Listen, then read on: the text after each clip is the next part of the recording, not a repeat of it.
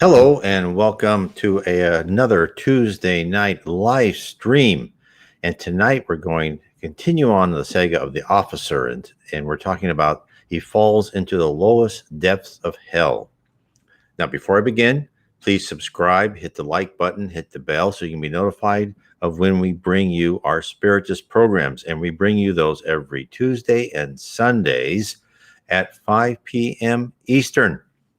So let's recap just a little bit of what we've gone through with the officer, who is a very focused, has a great mind. He's kind of turned to the bad right now, but he's a very interesting character.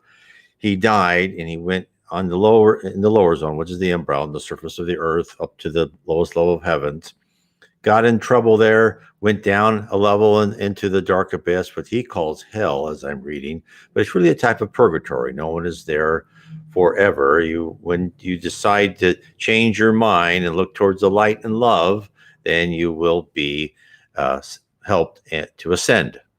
Now, he became pretty powerful. He led an army, took over part of a city, and then he missed the sensuality of being of eating and being with people and doing things. So then he went come to and leagued himself with a wizard type of person, a magician, or an occult, a bad occult person, and he took part in murders and commanding and obsessing people. And then he was sent even lower. And then he was sent such a lower depth that he was just run. And before he'd always been in command. And this time there were evil spirits who were even more powerful than he was. So then he said, well, how can I, they were running him around and whipping him. And he said, well, how can I get out of this? How can I be one of the people who whips instead of the persons that are herded over and whipped?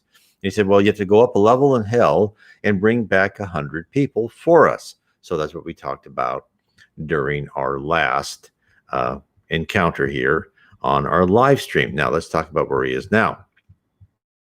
So the last time ended, he did this black mass, and he had all these people he promised this wonderful place in hell to be. And of course, then they all fell down even one more level.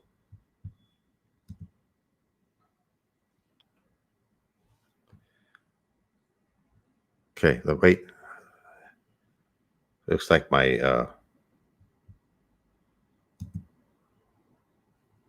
there we go. Hold a second. The image is frozen for some reason.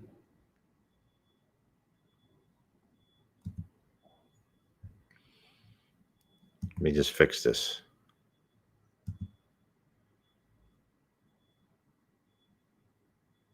There we go. Let me get it back to the higher resolution. Okay, we're back. Sorry about that. It looks like the camera was frozen just for a moment. So all these people went back down into hell, and now he's there. So let's start up where he talks to the medium, J.S.M. Ward. He says, as soon as we reached the land of those accursed devils, we were surrounded by them on every side. I looked now for my promised reward, but instead heard this from one of them. You have acted the part of a devil and lured men to destruction, but without even the excuse that we have. We are of a different order to men and hate them, but you are of that order and not that excuse of hating them. You have betrayed your fellow man simply for your own selfish ends. It matters nothing to us, but if you imagine you can change a man into a devil simply by aping one, you are a fool as well as a knave. Our nature and yours is different. Back with the others, you cur. So, and actually in Spiritism, there aren't other people that are simply devils. I think he's just saying they've been there longer and they've turned into something else, but they are still humans that haven't ever seen the light. They've probably been there for thousands of years. In fact, Spiritism tells us that some people have been in the dark abyss, the hell type purgatory, for over 10,000 years. So there are quite a few people on that level. So then the officer said, I slunk back among my victims, but only for an instant, for they, furious at my treachery, which of course they divined, instinctively hurled themselves upon me and tried to tear me to pieces. Then succeeded a wild nightmare in which the demons lashed us forward, and my victims strove to tear me to pieces. Boy, he not in a good position. I suffered the same anguish as if they had succeeded, but still lived on to suffer again and again. At length I shook myself free and fled, and they pursued. What really happened next I cannot truly describe or even remember. Like some frightful nightmare, I ran on, and after a time I appeared to be leaping and falling downwards. At length all deliberate motion on my part ceased. Yet still I fell down, and it seemed as if I should never reach the bottom. After an interminable age, my downward course was stayed. I appeared to be completely immersed in some spongy mass. It was neither firm ground, nor water, nor even marsh. It was something which has no real counterpart on earth. It was the most tangible form of darkness I met in all of hell. Of course, all the darkness of hell is tangible to spirits from even this plane. Now, I'd like to remind everybody is these things that are happening to him are horrible. But this is something to learn about how Spiritism tells us about how these things work. There is this purgatory, and as I've said before, it's not hell. Hell means that you're there forever. This officer is his way to get out of problems was become even more bad, right? Even more mean to his fellow citizens. And this is how Spiritism works. Every time he did that, they gave him more of what he gave, right? He got what he put forth. And that's how the spirit world fights the bad things we do wrong. Is they fight evil with evil. And that's like it's the same as the law of affinity. The law of affinity is that like goes to like. So when you die, if you're a nice person, you'll go with other nice people. If you're a pickpocket or you commit fraud, or you like to order people around, well, you get to go with other people like you, and guess what? You may not have as much fun having people treat you as you have treated them in the past. This is how the spirit world works. It's all about lessons, and it's not punishment per se, although a lot of people call it that. It's education. It's like, okay, this is what you want, this is what you get. It's the old thing where some young kid smokes wants to try a cigarette, and then the father and mother says, smoke the whole thing. This is years ago, when people smoke, and then of course you'd be sick with that and never wanted to touch it again. This is kind of the same story. It's like, okay, you want to be amongst people like you, well, guess what, you get to be. And this is what happened to the officer. He was even further down, further and further into the lower depths. So let me carry on. This spongy fog gradually stopped my downward passage, but I felt no firm ground beneath my feet. The same spongy mass was above and below and around, as solid above my head as below my feet. There was no sound, no sight, nothing, absolute nothingness. Solitude intolerable, black despair, misery unspeakable. I felt myself at last an utter outcast. Yes, indeed an outcast, cast forth alike from society of men and devils. This was the end of all my desperate striving against fate. Oh, that ghastly silence. Oh, utter absolute solitude. So then he said, how can I convey to you the awful solitude of the lowest depth of hell? Now, before I carry on, evidently, probably what happened is the spirit realm said, okay, every time we put him with other people, he just tries to be in charge of those people by doing worse. Now let's let him by himself. There's always a purpose. So he says, how can I convey to you the awful solitude of that lowest depth of hell? No words of mine can ever make you realize it. Nothing else would ever have broken my proud spirit as that did. Absolutely abandoned, forsaken, alone. Neither sight nor sound, not another soul, alone. Absolutely alone with one's own thought. They rose before me and gibed and jeered all the evil that I had ever done. I did not repent then. I did not even feel remorse, but I felt a wild, hopeless despair. These thoughts seemed to take form and shriek at me, you are damned. Look at us. We are the things which you have begotten. What right have you for hope? All your life has been given up to evil, till not even the most abandoned will associate with you. We cannot forsake you. We would if we could. Again, this shows you the immense genius of the spirit world. It will fashion the trial made to elicit the right response for this officer to become a better person. Just like we go through trials, which we will have stimuli, and that stimuli is there to elicit responses for us to look deep into our hearts and to change our character and our attitude for the better, to rip out anger, jealousy, thirst for revenge, all that, and replace them with love and kindness, charity, and fraternity. Now, of course, when I say that, it sounds easy, right? Well, if something bad, and of course, you've seen this in movies. Some family friend died who you should have forgiven, and you feel bad. You should have forgiven them. That teaches you to forgive. But it takes people many, many lifetimes to do this. That's why don't feel abandoned or that are you defeated just because you don't take all your primitive emotions out in a week, a day, or 10 years or a lifetime. It's going to take multiple lifetimes to get where you need to go. But as long as your trajectory is there, you'll go further and further. So I'll carry on. Then again came darkness. It seemed almost like annihilation. I opened my mouth to scream, but no sound came out. The darkness seemed to flow in and stop it. Their mouth shall be stopped with dust. I seem vaguely to remember that phrase, but where it came from, I did not care. Oh, that awful loneliness. I would have done anything to get back even to the whips of the evil spirits above, but it was not to be. This shows you how hard up he is, that he wanted to at least go where he was being tortured because he was with other people. Isn't that amazing? Absolutely crushing silence. I cannot convey to you the awfulness of that solitude. You may think that the pains of the divisions were above or worse, but it was not so. Ages seemed to pass, and those terrible words came ringing in my mind. Damned eternally. Then again, Dante's words. Abandon hope, all ye who enter here. And of course, they say that in the spirits book, is that the spirits who go into this lower zone or into this dark abyss, as the spiritists call it, he calls it, hell, which is a type of purgatory, is one of the ways they get people to really think, oh my heavens, this is terrible, is to not let them know that there is a way out. They think it's eternal, but of course it's not. And here he's thinking that is eternal.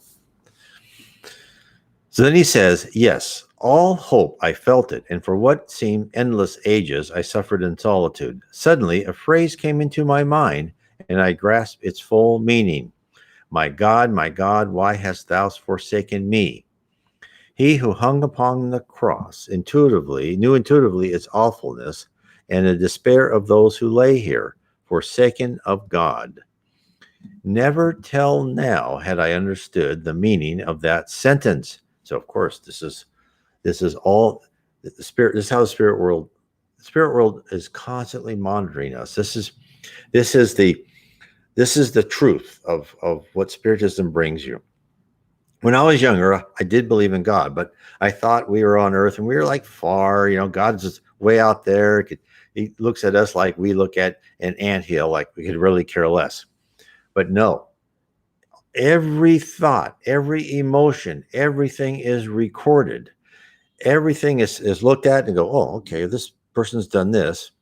And now everyone has, when they're incarnated, has a plan of action. But that plan can be dynamic. Spirits can change that plan. They can increase your lifespan if you're doing good, or they can say, no, it's time to go. And so therefore, like with Chico came to Earth, and his spirit mentor Emmanuel said, please write 50 books. And then Chico wrote 50 books and goes, well, what's next? He goes, well, we want you to write another 50 books. He goes, okay.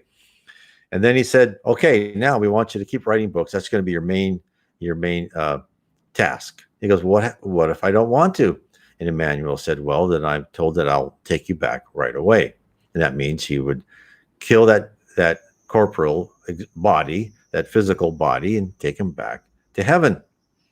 And that would have been actually great for Chico. He would have not gone through all that work, but no, he's such a selfless person. He said, okay, he just laughed because he just want to know what Emmanuel would say. And he said, no, I'll keep writing books. Of course, he ended up writing more than almost 500 books now, or over 500 books now, from what I've heard. When he was alive, he wrote over 450. They keep combining books. So things can change, and they can change because you do better, or maybe you're not, the lessons aren't the way they should be, or usually what happens, they let you stay with your curriculum, and then they go, okay. And of course, this is how karma works, right? You have your curriculum, you go through it, and they grade your tests. They go, okay, what do you need in your next life? So when people come to me and say, I don't want to be reincarnated, I don't like this, I go, well, my life is horrible. I said, well, if you want your life better, be better in this life. Your next life shall reflect it, because your next life is dependent on what you do in this life. And yes, you can go to the spirit world and say, no, I don't want to be reincarnated. And you can stay there as long as you like, because you have free will, but you won't ascend in the spirit hierarchy. And at some point in time, you will wish to ascend, because the attractiveness of going in higher and higher spheres in heaven is extremely great. So then he just said, let me carry on. My God, why hast thou forsaken me? He who hung upon the cross knew intuitively its awfulness and despair of those who lay here, forsaken of God. Never till now had I understood the meaning of that sentence. It seemed to me absurd, but now I saw as if by a lightning flash. He knew the sufferings of all, even those in the bottommost pit. Think what you please of the story of the crucifixion, I care not. But this I do know, that he knew of our sufferings and realized it, and he alone of all who trod this earth knew it while on it. As this thought sank in, I did not at first attach any particular meaning to it. But as time wore on, it came to me that there must be some significance in it.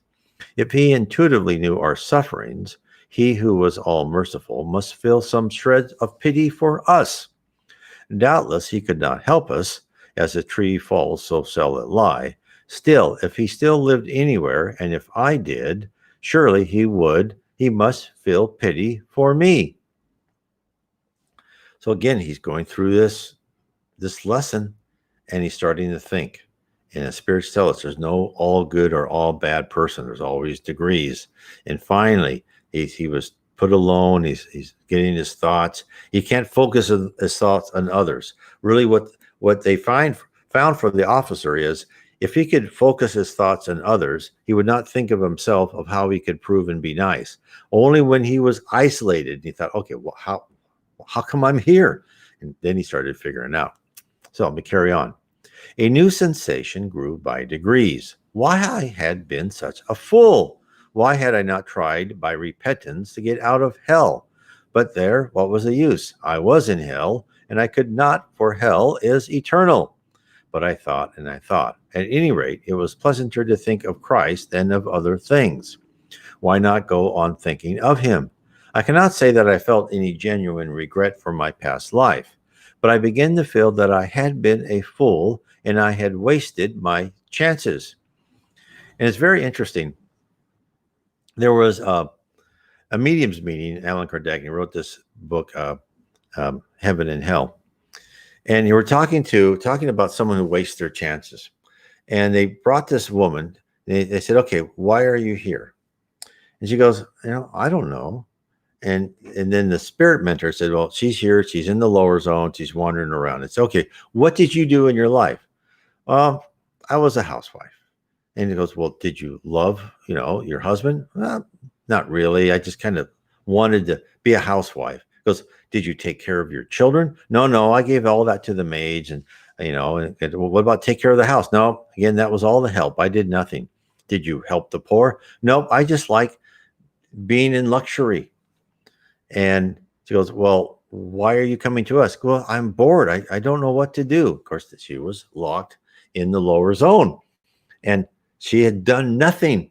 She had been alive and had done nothing, had done really no harm, but she has done no good. And doing no good, then that means she's parked. That's what the Spiritist called it. She was parking herself. She had done nothing. She goes, well, what do you think? Can we help you? He goes, yeah, you can help me. He goes, why don't you pray for help from other spirits? He goes, I don't know how to pray. And, can we pray with you? He goes, I don't know. That's too much work.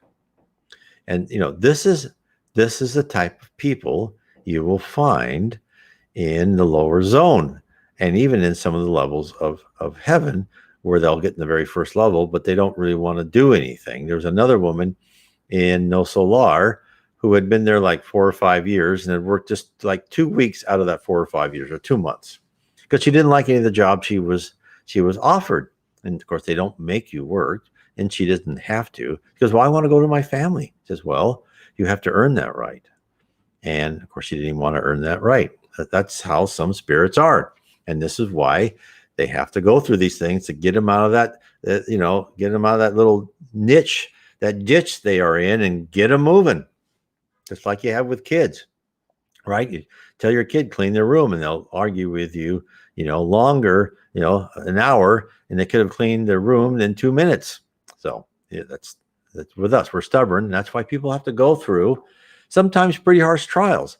When someone goes through a harsh trial, it's usually because they've been given much lighter, more subtle trials in the past, and yet they did not want to listen to them. And I know that I must have been the same way, because I've been told I've been not a good person in many, many lives. And therefore, I probably went through harsh trials. Then, it just went over me like, who cares? I'm going to keep, it's like the officer. I'm just going to keep trying to come out on top by, whatever stratagem I can use. And if I hurt people, so be it. And that's not the way to be. And of course, that's why finally, as I started learning these things in my career, I was like a manager, and, a higher manager, VP level, etc. And then I just said, I can't make these people drink the Kool-Aid. If I want to go, this is not always the case. And I'm sure there's better people than me that can rise in an organization without stepping on others. But that wasn't me. What I saw mostly, to rise in an organization, you just had to be smart and work a lot, but you also had to carry down any, ridiculous order by upper management. And if they say, hey, you got to fire 10% of the people just because we want to scare the other 90% and get rid of them, then that's what you have to do. I did that, and I just felt horrible. And that's why I said, okay, forget, I'm not management. I just became an individual contributor. Now, for anybody on the outside looking at me, I was an absolute loser, right? I had tried to get management and I failed. Well, and I failed because I would not be mean to people, and I would not give them, ridiculous commands and things like that. So that's my story. And of course, in my previous lives, I probably, they said I was in charge of people, and I just enriched myself instead of helping them. So I was not a nice person to them. So this is, and then I must have, had other lessons. So, and somehow in my previous life, I finally learned that, getting that wealth by stepping over other people isn't worth it. And that's a hard lesson to learn, because you're on earth, and that golden ring of wealth and luxury is a lot more attractive for those who don't know better than being a nice person and making yourself stress-free. Because that's what I always say is, if you want to be stress-free, follow your conscience, don't rationalize away. And if you think you're doing bad, don't do it. Now, if you have a job and you don't like it, you don't have to quit right away, right? Just ease yourself out, find another job, because you have to take care of your family and yourself. But of course, that money is, and especially in our culture where you're bombarded with propaganda all the time, is very attractive. But I found a way to make less money, but still live a nice middle-class life. So let me carry on. So he says, Jesus must have felt pity for me. He goes, a new sensation grew by degrees. Why I had been such a tool. A fool? Why had not tried by repentance to get out of hell? But there I was, and what was the use? I was in hell, and I could not, for hell is eternal. And I thought. And then he says, I just thought I was a fool, and I wasted my chances. He goes, well, I cried, I must pay the price. I shan't whine now. I never did on earth, and I'm not going to start now. But somehow that scene on Calvary seemed to haunt me. It came as a refreshing interlude amidst my other thought pictures. Then there came a new thought. I remembered my mother. I wondered where she was. She died when I was quite young, but I remembered her and could remember how she used to teach me to pray. What was it? I could not remember. Funny, I could remember everything else, but not those prayers. Strange.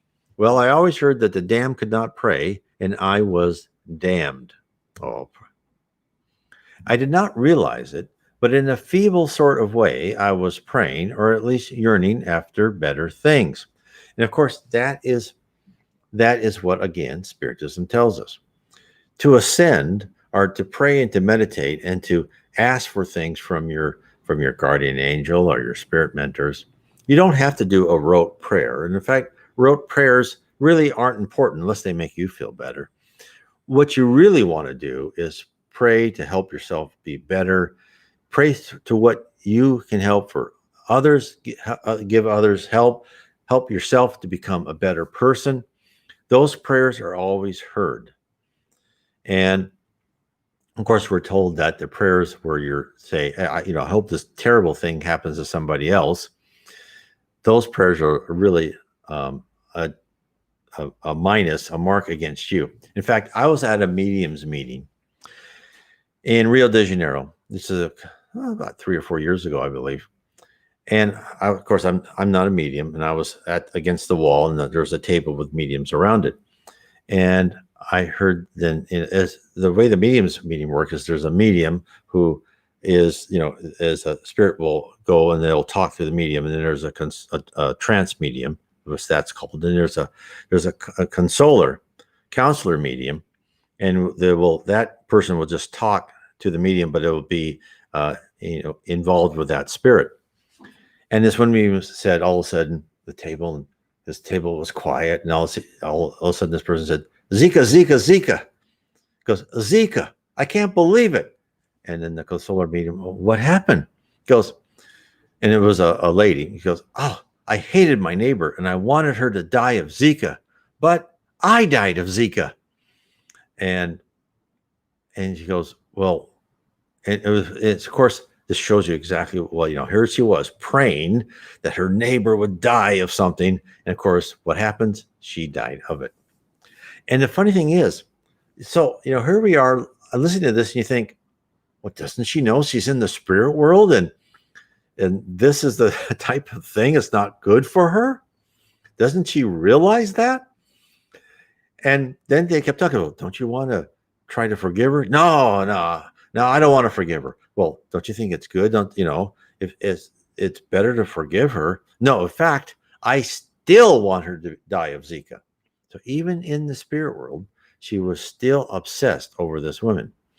And this is what happens to people on earth who have personality disorders and mental illnesses. Not always, sometimes it's just physical and other things from their lives. But a lot of times it's spirits obsessing them because they want revenge for something they did in the past. Now, this lady must have just irrationally hated her for something, or she was just one of those haters. I don't know. But then I'm sure she went and she tried to get revenge on that lady because she didn't die of Zika like she wanted her to. But I'm pretty confident there was even a more backstory to that. But then this lady probably wasn't even lucid enough to know that.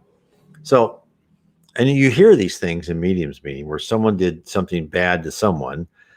In fact, another one is where this woman came through a medium, and she just right away started crying. She goes, I've been tortured. My husband burned my face with a hot iron. He kept me like locked as a prisoner. I hate him. And she was going on and on how terrible she was treated, and God bless her. I feel so sorry for her. But and again, unfortunately, she was so into this victimhood which again our culture kind of promotes. We should not be in the victimhood. We're in the trials and tribulation we have because they're there to elicit stimuli from us to change our character and attitude. We are in that category, whatever that is, because maybe you were born with some disability, or maybe you're born in a very poor country and you barely have enough to eat. There's always a reason for everything, and a lot of times you even ask for that so you could learn something that you wanted to learn. But anyway, so then, and of course, by still being mad about this, she could not rise into heaven, right? She could just still stay on the lower zone, just like the lady with Zika.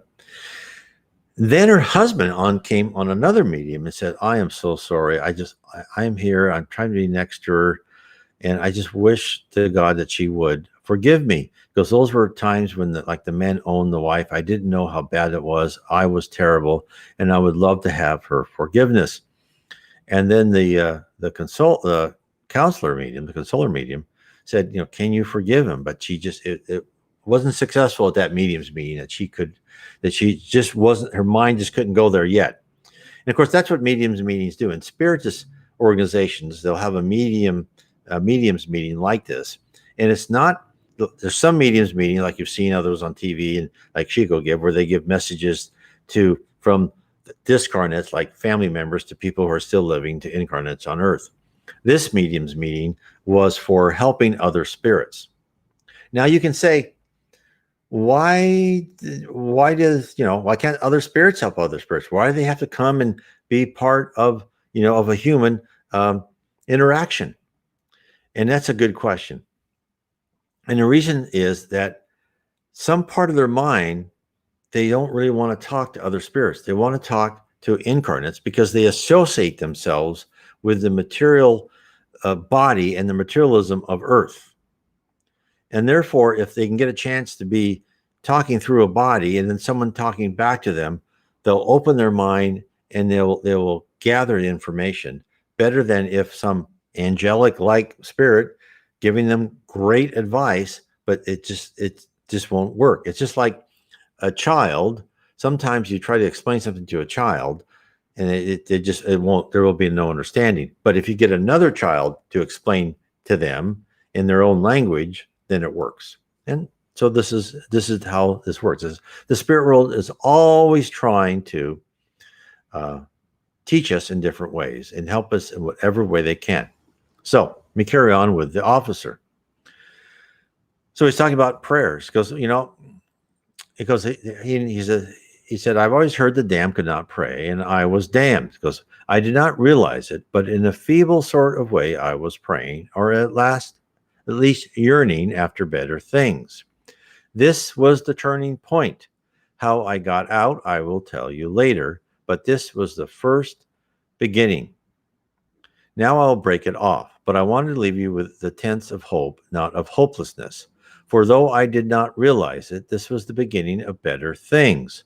I had at least reached the bottom, and soon I would start on the upward path. I had gone the full course and reached the lowest depth, and yet his mighty arm was strong to save. Glory be to God on high. Indeed, there is no such thing as death, neither of the good nor bad, but perpetual hell would be death, for it means permanent separation from God. And as we know, there is no perpetual hell. God is always loving. God is always trying to help us improve. And this is why the concept of reincarnation is so important. Because without reincarnation, and when we're told in different religions that if you do this, you're eternally damned, how can there be a loving God who would let one mistake, say a person murders somebody, and it's a terrible thing to do, but that would put you in hell like the officer where you had no sound, nothing for eternity? Is that a loving God? No. That's why I think Spiritism brings us the real concept of a loving God and how important it is to put love in our own hearts, love and charity and fraternity. Now, if you'd like to know more about the lower zone and heaven and the dark abyss or purgatory, I recommend you get my book. I have it on Kindle, paperback, and audio now. Heaven and Below, Book 1 of Spiritism, the spirit world revealed to an Anglican vicar. And that will tell you about heaven, what heaven is like, what the lower zone, what purgatory is like. And I also have a part in there is what is Christ? What is Christ in the spirit world? Because he is entirely different than how we perceive him here on earth. And I'll let you read the book for that. The next book in the series is Spirits in the Spirit Universe. And so that what really that is what are spirits? What are we when we go on from this physical life? And that's important again for people to understand that how much we change. And then the third book is how we are guided by spirits, and that tells us how our individual mentors guide us, how we are planned out for our lives to help us, how all nations and companies and whatever are guided, and then also what's going to happen in the future. How are we going to go from a planet of atonement to a planet of regeneration? We are on that step now. We are just at the beginning of the beginning. And to paraphrase from Churchill. So we're just starting it now. And so this is why I think that there's a lot of spirits have talked to a lot of people, a lot of spiritists, and we're trying to get this message out. And I'm sure other religious people are, because it's important that people start realizing what the truth is. And the truth is you're here on earth to learn and become a better person. You're not here on earth to accumulate a huge amount of wealth or have your desires fulfilled at any moment. It'd be nice if you could, but that's not the reason you're on earth. You're here on earth is to improve your personality and your character for the good. Now, why? And this is exactly why I wrote my books. Because by telling you what the spirit world is like, where thought is action, you live in a constructed universe and you take part in that construction. Where thought is action, would you trust people like maybe some brother or cousin who loses his or her temper all the time, who not a nice person? Would you want that person in a position of power in the spirit world where their thoughts they could create or destroy lots of things? No. That's why we have to be trained. We have to train because our thoughts are reality. And one of the spirits said it really well in to the Reverend G. Vowell, which I get a lot of material from his books, and that is you go from the objective to the subjective to the sublime. On earth, we live in an objective world, meaning the wall is the wall, this book is the book, it's solid, right? Whatever. It's the way things are. You cannot change them by how you look at them. But in the spirit world, it's subjective. And that means that you, by changing your outlook, can change your environment. Just like the officer. The officer went to all these different levels. And he went to that one level where he was being herded and whipped. And then he dropped down further and further. Now you can say, and he uses, of course, the language. He dropped down further and further. But in actuality, what most probably happened is the law of affinity and his own mind change the environment around him to be this dark solitude, because that's where he fitted the best. And so that's the subjective. That's why you have the spirit world smart, right? Spirit world's a genius. And that's why they're training us to be part of that phalanx, that troops, right? To help other people, help other planets. And there's life. You go to all sorts of planets too, as you're going life after life, wherever you are fitted best. And sometime you'll graduate from the highest level around the earth and you'll become a real productive member of society. Most of the spirits that come and help us here are all still in one of the levels of heaven around, and they're all still trying to get higher and higher. They're like the graduate students helping the undergraduates. So, and of course, to us, they seem, oh, these are magnificent angels. Well, to themselves, they're still striving, and no one knows how many levels above. It's eternal. And there's a wonderful life awaiting everybody. And to enjoy that life to the utmost is really what you need to have, is that quest for for discovery, that you need to, want to be a hard worker for new intellectual discoveries. That's really, of course, that's what companies want here on Earth. They want someone who is ready to learn and wants to do well, and wants to be part of an organization, and that's what the heaven wants too. And of course, you'll be richly rewarded. They've told over and over again, whatever sacrifices you make on earth, you will be rewarded 100-fold for what you've sacrificed here. So I want to leave you there. I want to say God bless to all of you. Please subscribe, hit the like button, and check out my books. Check out the Spirits book. Let me show you that before I go, because I want to tell everybody on my YouTube channel, which you're looking at now, I have the Spirits book all in audio. I have each chapter. You can go to the audio. And I also will have that completely in audiobook format on my blog, nwspiritism.com. You can download it and play with Apple iTunes or whatever you like. So I didn't want to say so. Get it in PDF or order from your bookstore or listen to it on my audiobook, please, and keep spread as you can. Anyway, good night and God bless.